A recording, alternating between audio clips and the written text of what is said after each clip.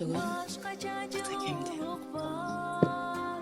Жылдан жылға жашоо өтүп, өмір кыскарып бара жатканын билсек дагы дайыма ата энебиз жаныбызда болушун ар убакыт тилек, ниет кылабыз.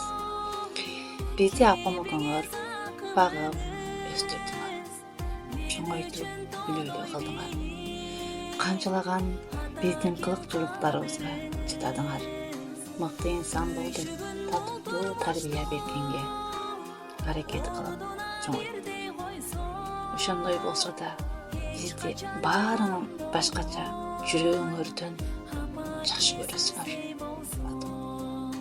Апа, сен кандай болсоң дагы ошондой кабыл ала билген өз ата энең.